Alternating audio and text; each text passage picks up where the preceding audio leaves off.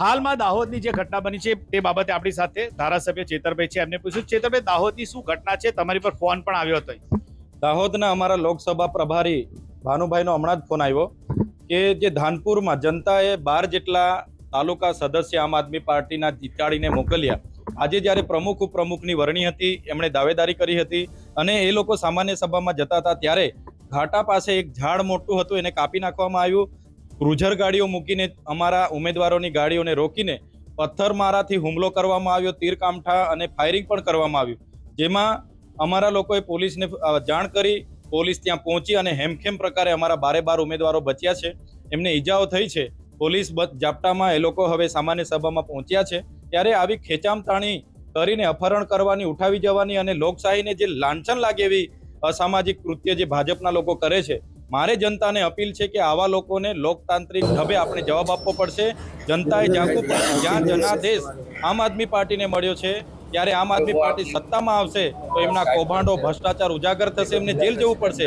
એનાથી ડરીને આજે ભાજપના લોકો આ પ્રકારની નિમ્ન કક્ષાની કૃત્ય કરે છે.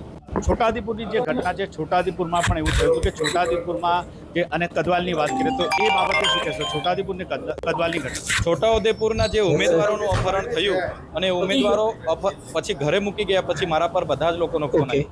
કદવાલથી પણ ફોન આવ્યો. એમણે કીધું, સાહેબ અમે જતા હતા, પોલીસે કીધું કે અમે અમારી સુરક્ષામાં છો અને અંદર દરવાજાથી એ લોકોનું અપહરણ કરવામાં આવ્યું. પછી 1.5-2 કલાક રસ્તા ગાડીઓમાં ફેરવવામાં આવ્યા, પછી પોલીસને સોંપી દેવામાં આવ્યું. હવે વિચાર કરો, જે પોલીસે સુરક્ષા, સલામતી અને શાંતિ પૂરી પાડવાની જવાબદારી છે, એ પોલીસ એ લોકોને ડરાવે છે, ધમકાવે છે અને એવું નિવેદન કરાવે છે કે અમે સ્વેચ્છાએ નાસી ગયા. એવા મૂર્ખ સમજે છે, અમને જનતાને મૂર્ખ સમજે છે.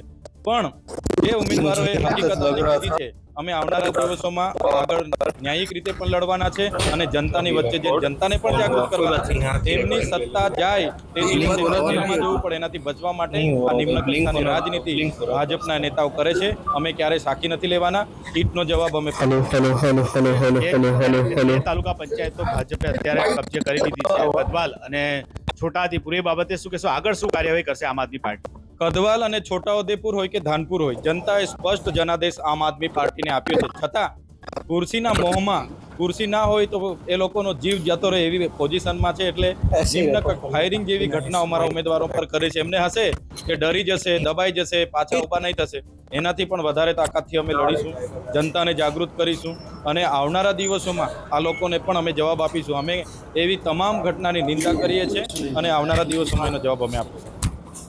આ હતા આમ આદમી પાર્ટીના ધારાસભ્ય ચેતર વસાવા. તેમણે દાહોદની ઘટના છે, છોટાઉદેપુરની ઘટના છે તે વિશે વાત કરી છે. નરેન્દ્ર પેપરવાલા, ગુજરાત તક, નર્મદા.